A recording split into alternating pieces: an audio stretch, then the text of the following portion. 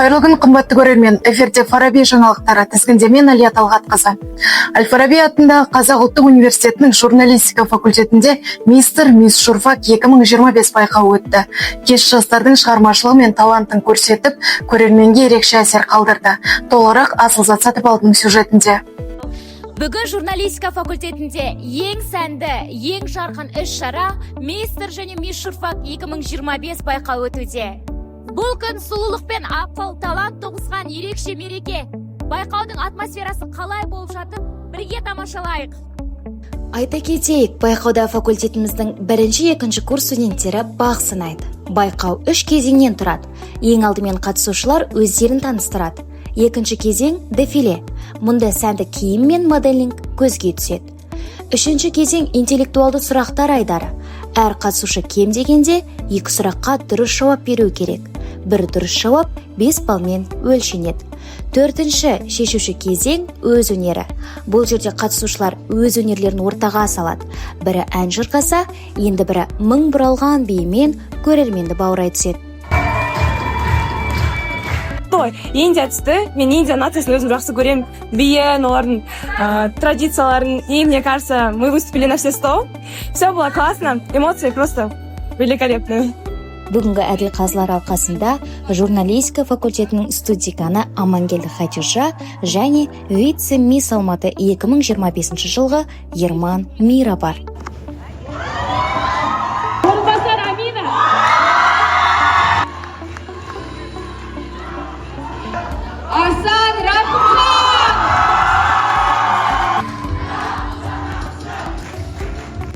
Бүгін шынымен біз күтпедік, өте керемет эмоцияда тұрмыз.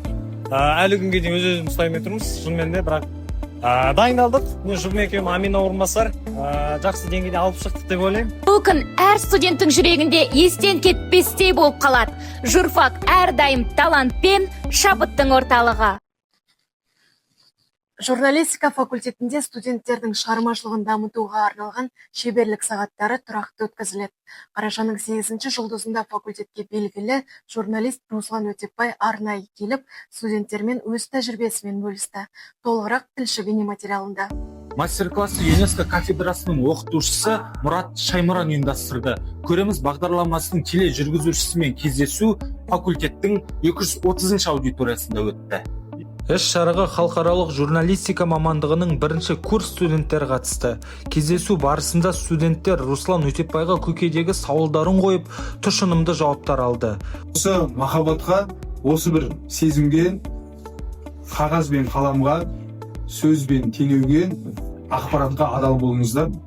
Сол бір адалдық сіздерді осы бір жолда адастырмайды. Журналист болып сіздер көп ақша таппауларыңыз мүмкін, бірақ сіздер көп сауапқа кенелесіздер. Ал сауап сіздерді байлыққа да, мұратқа да, шаттыққа да жеткізеді. Сабағымыздың негізінде қазақтың танымал журналисті, өзіміздің шәкіртіміз, Әл-Фараби атындағы Қазақ ұлттық университеті журналистика факультетінің түлегі Руслан Өтепбайды шақырып отырмыз. Жалпы мұндай кездесулердің маңызы өте жоғары. Жиын өз мәресіне жеткен соң, студенттер журналистпен естелікке суретке түсіп, алғыстарын білдірді. Мұрат Шаймұран ұстазымыз осы журналистика факультетінде дәріс берген, осы факультеттің түлегіміз мастер-классқа шақырған бірінші курстың студенттеріне. Мастер-класс тәжірибе сағаты өте күшті өтті. Студенттердің ой өрісі, сұрақ қою зеректігі, өтімділігі, өзектілігі бәрі тамаша.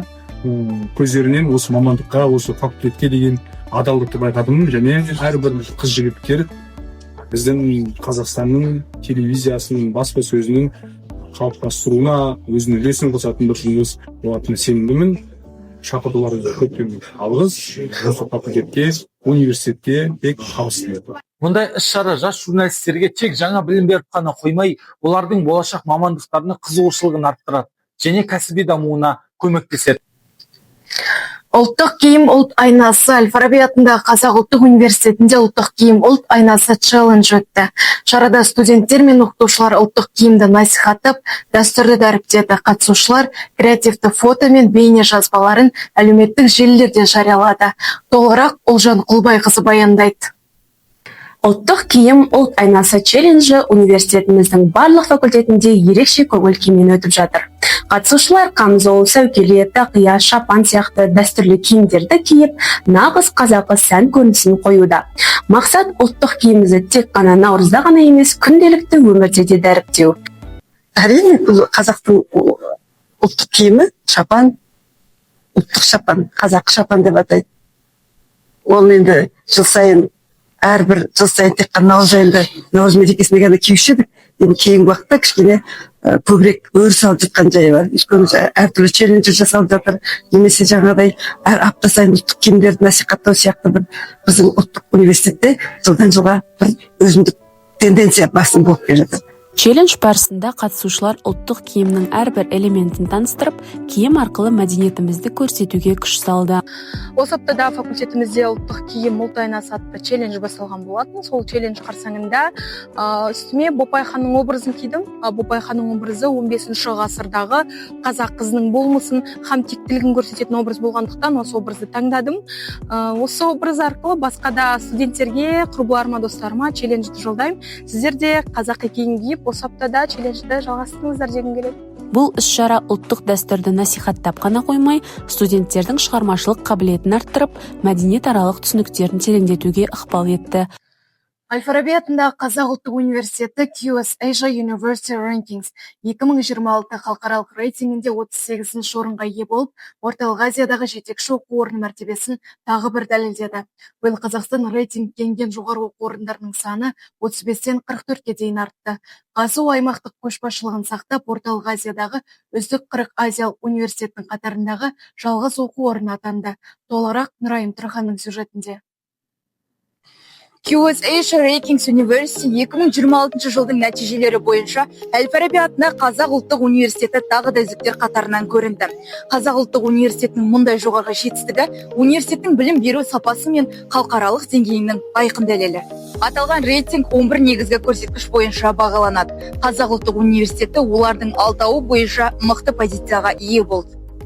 QS рейтингі бұл бүкіл әлемдік көшбасшы университеттердің тізімін дүниежүзілік аяда бөлек жасайды.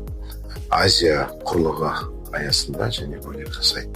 Соның аясында QS Азия рейтингісі, яғни Азия құрлығында 18-ші болып тұрғаны үлкен жетістік. Бұл көрсеткіштер академиялық және жұмыс берушілер арасындағы бедел, оқытушы мен студент санының ара қатынасы, шетелдік студенттер, академиялық ұтқырлық және де дәрежесі бар оқытушылардың үлесі. Әл-Фараби атындағы қа.су.дың Қазақ университеті газетінің 38-ші нөмірі жарық көрді. Басылым университет өмірі, ғылыми жетістіктер және студенттік бастамалар кезеңін қамтиды. Газет ұжымының шығармашылығын көрсетіп, білім мен ғылымдағы өзекті тақырыптарға назар аудартады. Толығырақ Диасхан Атовтың материалында. Қазақ университеті газеті тек жаңалықтар емес, ел болашағының білім мен ғылым арқылы айқындалатын көрсететін басылым.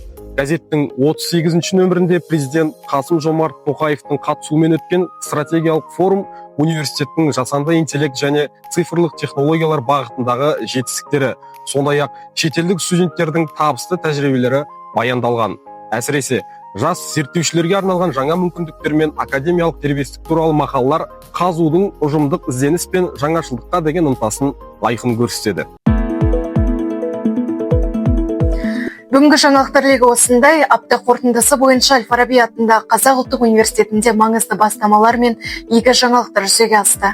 Оқу орны ел дамуына үлес қосатын сапалы білім мен ғылым ордасы екенін тағы бір дәлелдеді.